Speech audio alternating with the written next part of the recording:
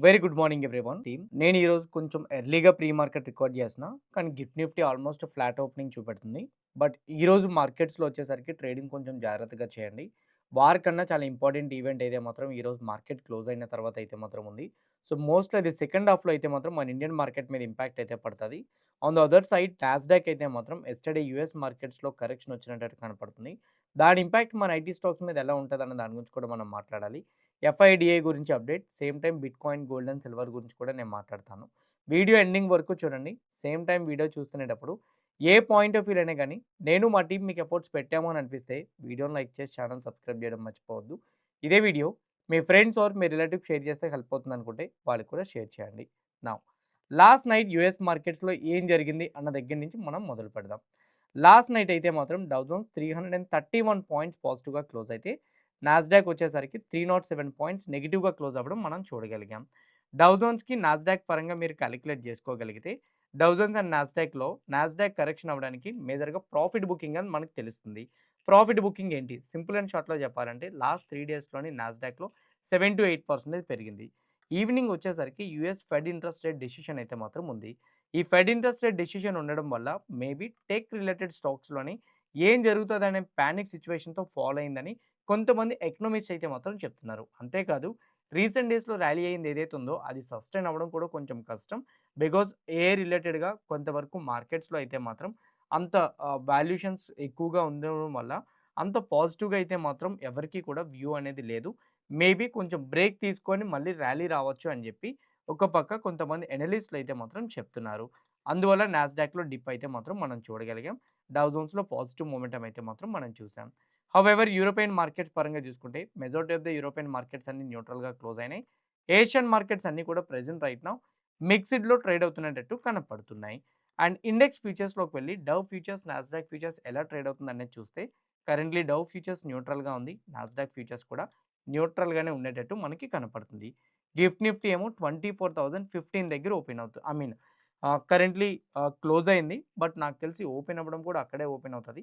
Hardly మహా అయితే 24,050 are 60 దగ్గర. Flat with positive opening open అవుతుందని మనం అనుకోవచ్చు. ఇండియన్ రూపీ పరంగా చూసుకుంటే 94.5 దగ్గరుంది. క్రూడ్ ఆయిల్ అయితే మాత్రం 79.47 which is an very good point. ఎందుకంటున్నానంటే 80కి బిలో క్రూడ్ రావడం అనేది కొంచెం పాజిటివ్‌గా కన్సిడర్ చేయొచ్చు. క్రూడ్ ఆయిల్ డబ్ల్యూటీఐ కూడా $76.59 పర్ బ్యారెల్ దగ్గర అయితే ట్రేడ్ అవుతుంది. ఇది కూడా కొంచెం పాజిటివ్‌గానే తీసుకోవచ్చు. గోల్డ్ అండ్ సిల్వర్ పరంగా చూసుకుంటే మాత్రం గోల్డ్ 4,358 దగ్గర మనకి ట్రేడ్ అవుతున్నట్టు చూపెడితే సిల్వర్ 70.275 దగ్గర ట్రేడ్ అవుతుంది. కొంచెం న్యూట్రల్ విత్ పాజిటివ్‌గా ట్రేడ్ అవుతుంది. ఏదైతే క్రూడ్ ఆయిల్, బ్రెంట్ ఆయిల్ ఈ 2 కూడా ప్రెజెంట్ రైట్ నౌ కరెక్షన్ అయిందో ఇది గోల్డ్ అండ్ సిల్వర్‌ని కొంచెం బూస్ట్ చేస్తుంది. కానీ గోల్డ్ అండ్ సిల్వర్‌కి ఈవినింగ్ ఈవెంట్ చాలా చాలా ఇంపార్టెంట్. ఫస్ట్ వాటి గురించి మాట్లాడి వార్ గురించి కూడా డిస్కస్ చేద్దాం. వార్ పరంగా మాట్లాడుకుంటే ఇజ్రాయెల్ వాళ్ళైతే మాత్రం ఇరాన్‌తో పెట్టుకోవడం వల్ల ఇజ్రాయెల్ వాళ్ళే మాక్సిమం లూజ్ అయ్యారు. అండ్ ఇంకోటేంటంటే ఇజ్రాయెల్ కొంచెం స్ట్రెంథెన్ అయింది. వాళ్ళ ఫండ్స్ కూడా ఇప్పుడు ప్రెజెంట్ రైట్ నౌ అన్‌ఫ్రీజ్ అవుతున్నాయి. వాళ్ళ మీద సాంక్షన్స్ చేసినవన్నీ కూడా లిఫ్ట్ ఔట్ చేస్తున్నారు. ఇందులోని ఇజ్రాయెల్ అయితే మాత్రం ఫెయిల్ అయింది. వాళ్ళ స్ట్రాటజీ పని చేయలేదని క్రిటిక్స్ అయితే మాత్రం చెప్తున్నారు. ఇజ్రాయెల్‌కి ఈ యుద్ధం వల్ల బిగ్ లాస్ అని కూడా చెప్తున్నారు. మేబీ లెబనాన్‌లో గాజాలోని ఒక 80,000-1,00,000 మెంబర్స్‌ని వాళ్ళు కిల్ చేశారు. వాళ్ళు ఎంత కిల్ చేసినా గానీ వాళ్ళైతే మాత్రం ఇరాన్ మీద స స సంపాదించాలనుకున్న పట్టు ఏదైతే ఉందో దాన్నైతే మాత్రం సంపాదించలేకపోయారని అప్డేట్ కూడా ఉంది. ఆన్ ద అదర్ సైడ్ ఇంకో అప్డేట్ కూడా ఉంది. అదేంటంటే ఇరాన్ వాళ్ళే అఫీషియల్‌గా యూఎస్ వాళ్ళతోని డీల్ ఈ వీక్‌లో మోస్ట్‌లీ కంప్లీట్ అవుతది. ఫ్రైడే కోసం ఎదురు చూస్తున్నాం. స్విట్జర్లాండ్‌కి అయితే మాత్రం మా సైడ్ నుంచి ఐ మీన్ అఫీషియల్స్ అయితే మాత్రం ట్రావెల్ చేయడానికి సిద్ధమవుతున్నారని చెప్పి ఆన్ ద అదర్ సైడ్ ఇంకో అప్డేట్ కూడా ఉంది. ఇది అనదర్ అప్డేట్ అయితే మాత్రం. ఈవెన్ నేను గూగుల్‌లో చూస్తే వార్ పరంగా అయితే మాత్రం ఎక్కడ కూడా పానిక్ సిట్యుయేషన్ అయినట్టయితే మాత్రం లేదు. ఇజ్రాయెల్ వాళ్ళైతే మాత్రం కంటిన్యూస్‌గా ఇరాన్ ఐ మీన్ లెబనాన్ మీద సేమ్ టైమ్ గాజా మీద అటాక్స్ అయితే చేస్తున్నారు. గాజాని పక్కన పెడితే మేజర్‌గా లెబనాన్ మీద అయితే మాత్రం అటాక్స్‌ని కంటిన్యూ చేస్తున్నారు. ఇది అనదర్ అప్డేట్. ఈరోజు నైట్‌కి ఈవెంట్ ఉంది. ఇది ఎందుకు ఇంపార్టెంట్ అనేది చెప్తున్నాను. ఎందుకంటే యెస్టర్‌డే మార్నింగ్ హవర్స్‌లోని బ్యాంక్ ఆఫ్ జపాన్ వాళ్ళు ఇంట్రెస్ట్ రేట్స్‌ని పెంచారు. దాన్ని డే బిఫోర్ యెస్టర్‌డే అయితే మాత్రం బ్యాంక్ ఆఫ్ ఇంగ్లాండ్ వాళ్ళు ఇంట్రెస్ట్ రేట్స్‌ని పెంచారు. ఈరోజు నైట్ 11:30 పీఎంకి అయితే మాత్రం ఫెడ్ ఇంట్రెస్ట్ రేట్ డెసిషన్ అయితే మాత్రం రాబోతుంది. 3.75% అనేది ఐ మీన్ లాస్ట్ టైమ్ ఇచ్చిన ఇంట్రెస్ట్ రేట్ డెసిషన్. ఎక్స్‌పెక్టేషన్ కూడా 3.75 నంబర్ అయితే మాత్రం అన్‌చేంజ్డ్‌గానే ఉంటదని అందరూ ఎక్స్‌పెక్ట్ చేస్తున్నారు. కానీ కొత్త ఫెడ్ చైర్మన్ ఏంటి మాట్లాడతారనేది ఇంపార్టెంట్. ఇందులో 3 పాయింట్లు మాట్లాడతారు గుర్తుపెట్టుకోండి. ఒకటి GDP projection, 2 inflation, third one వాళ్ళు ఇంట్రెస్ట్ రేట్స్ మీద ఎలాంటి కైండ్ ఆఫ్ స్టాండ్ తీసుకుందాం అనుకుంటున్నారు. అక్యుములేట్ తీసుకుందాం అనుకుంటున్నారా? లేకపోతే న్యూట్రల్ స్టాన్స్ తీసుకుందాం అనుకుంటున్నారా? ఏంటి అనేది చాలా చాలా ఇంపార్టెంట్. దాన్ని బట్టే మార్కెట్ రియాక్ట్ అవుతది. ఫర్దర్‌గా మార్కెట్స్‌లో వాళ్ళు ఇన్ఫ్లేషన్ పరంగా, జీడీపీ పరంగా నెగెటివ్ అప్డేట్ ఇస్తూ మేబీ మార్కెట్‌లో వచ్చేసరికి కొంతవరకు ఎఫెక్ట్ పడే అవకాశాలుంటాయని నెగెటివ్ అప్డేట్ గాని చెప్పగలిగితే మాత్రం, అది హెవీగా కరెక్షన్ అవ్వడానికి డ్రాగ్ చేసే అవకాశాలైతే మాత్రం ఉంటాయి. లేదనుకుంటే మాత్రం మార్కెట్స్ రికవరీ అవ్వచ్చు.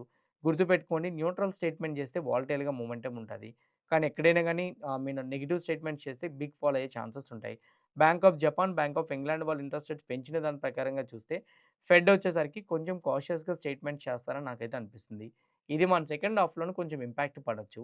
సెకండ్ హాఫ్‌లోనే ఈరోజు మార్కెట్ వన్ సైడ్ మూవ్ అయినా అంటే 2 వరకు అప్ సైడ్ మూవ్ అయినా, 2 వరకు డౌన్ సైడ్ మూవ్ అయినా గాని 2 తర్వాత మార్కెట్ చాలా వైల్డ్‌గా మూవ్ అవుతది. బెటర్ మార్కెట్‌ని అవాయిడ్ చేసేయండి. 2 తర్వాత ట్రెండీ వస్తదని మాత్రం ఎక్స్‌పెక్ట్ చేయొద్దు. ఎప్పుడొస్తదో తెలుసా? డే మొత్తం రేంజ్ బౌండ్‌లో ఉండి సడెన్‌గా షార్ట్ కవరింగ్ ఆర్ అన్‌వైండింగ్ రావచ్చేమో గాని, డేలోని maximum market one round of momentum bullish or bearish వేసినా గాని అంటే చూసినా గాని మేబీ మనం మార్కెట్‌లో కంప్లీట్‌గా 2 తర్వాత వైల్డ్ మొమెంటమ్ చూడడానికి ఛాన్సెస్ ఉంటాయి. ఇంకోటి ఓవర్‌నైట్ పొజిషన్స్‌ని క్యారీ చేయొద్దు. ఏదైనా గాని జరిగే ఛాన్సెస్ అయితే మాత్రం ఉంది. ఇది అనదర్ వన్. నౌ ఎఫ్ఐడిఐ డేటా ప్రకారంగా చెక్ చేసుకుంటే ఎఫ్ఐఐ 750 క్రోర్స్ మార్కెట్‌లో సెల్ చేశారు. DII complete neutral. For the first time FII స్లోగా బయింగ్ సైడ్ టర్న్ అవ్వడానికి ట్రై చేస్తున్నారు. రూపీ స్ట్రెంథెన్ అవుతుంది కదా! వార్ సిట్యుయేషన్స్ ఎండ్ అయినాయి కదా! అలానే ఆర్‌బీఐ వాళ్ళు వచ్చేసరికి ఎఫ్ఐఐస్ ఇన్‌ఫ్లోస్ పెంచడం కోసం అండ్ అలానే మన ఫినాన్స్ మినిస్టర్ ఇన్‌ఫ్లోస్ పెంచడం కోసం కొన్ని పాజిటివ్స్ చేస్తుంది కదా! ఇవన్నీ కూడా కొంచెం మార్కెట్‌కి బూస్టప్ అవుతుందేమో అని నాకు అనిపిస్తుంది. నౌ వాళ్ళు బిల్డ్ చేసిన ఎఫ్&ఓ పొజిషన్స్ పరంగా చూసుకుంటే FII index future side 2,30,000 positions build చేస్తే ప్రొప్రైటరీ డీటెయిల్స్ 38,000 స్లోగా నిన్న షార్ట్ కవరింగ్ చేసినట్టు కనపడుతుంది. ఇదే షార్ట్ కవరింగ్ మొమెంటమ్ కంటిన్యూ అయితే మార్కెట్స్‌లో ఒక స్లోగా హైయర్ సైడ్ రీసెంట్ వచ్చే ఫాల్స్‌ని రికవరీ చేస్తూ మొమెంటమ్ ఇవ్వడానికి ప్రాబబిలిటీస్ ఉంటదని నేనైతే అనుకుంటున్నా. నిఫ్టీ 50లోని పొజిషనల్‌గా అయితే మాత్రం టెక్నికల్‌గా మనం మాట్లాడుకుంటే 23,800 సపోర్ట్ లెవెల్. ఎనీథింగ్ ఈ 23,800 సపోర్ట్ లెవెల్ గాని నిఫ్టీ 50 బ్రేక్ అయితే మనం డిప్ చూడడానికి ఛాన్సెస్ అయితే మాత్రం ఉంటాయి. ఒకవేళ గాని 23,800 లెవెల్ గాని బ్రేక్ అవ్వకపోతే మాత్రం మేబీ మార్కెట్స్ పాజిటివ్‌గానే ఉంటాయి పొజిషనల్‌గా. అయితే నైట్ ఈవెంట్ ఉంది కాబట్టి ఏదైనా జరగొచ్చు. 23,800 బిలో గ్యాప్ డౌన్ ఓపెన్ అవ్వచ్చు. డైరెక్ట్ గ్యాప్ అప్ 24,200, 300 దగ్గర కూడా ఓపెన్ అవ్వచ్చు. నా ఒపీనియన్ ప్రకారంగా ఈరోజు మార్కెట్ ఫ్లాట్‌లో ఉండి రేంజ్ బౌండ్‌లో ఉంటదనుకుంటున్నా. ఎంతవరకు రేంజ్ బౌండ్‌లో ఉండొచ్చు? అంటిల్ అండ్ అన్లెస్ 24,000 బ్రేక్ అవ్వనంత వరకు. 23,800 నుంచి 24,000 ఇన్ బిట్వీన్‌లో మార్కెట్ ఉండొచ్చు. ఒకవేళ గాని 24,000 బ్రేక్ అయితే you can expect A trendy market. ఒకవేళ అది బ్రేక్ అవ్వకపోతే మాత్రం ఈ రేంజ్‌లోనే కన్సాలిడేషన్ చూడడానికి ప్రాబబిలిటీస్ అయితే మాత్రం ఉంటాయి. When it comes to the bank Nifty 76,450 అనేది ఇంపార్టెంట్ రెసిస్టెన్స్ లెవెల్. దాని above already when it comes to Sensex దాని అబోవ్ ఆల్రెడీ సస్టైన్ అయ్యింది. నౌ 76,450 నుంచి మోస్ట్‌లీ సెన్సెక్స్ కూడానా 76,800 ఇన్ బిట్వీన్‌లోనే ఉండొచ్చు. ఈ రేంజ్‌కి ఎనీ సైడ్ వస్తే డైరెక్షన్ కనపడతది. లేకపోతే ఈ రేంజ్‌లోనే మనం ఆహ్, సెన్సెక్స్ చూసే ఛాన్సెస్ కూడా ఉన్నాయి. బ్యాంక్ నిఫ్టీకి 57,500 ఇంపార్టెంట్ రెసిస్టెన్స్ లెవెల్. యెస్టర్‌డే కూడా అంత స్ట్రాంగ్‌గా అది బ్రేక్ చేయలేకపోయింది. మేబీ 57,500 అబోవ్ సస్టైన్ అవ్వగలిగితే మనం అప్‌సైడ్ మొమెంటమ్ చూడొచ్చు. లేకపోతే ఇక్కడే స్లోగా కన్సాలిడేషన్ అయితే మాత్రం అవ్వచ్చు. When it comes to the Fin Nifty 26,200 important support level. ఇది ఇంకా బ్రేక్ అవ్వలేదు. ఇక్కడే కన్సాలిడేషన్ అవుతుంది.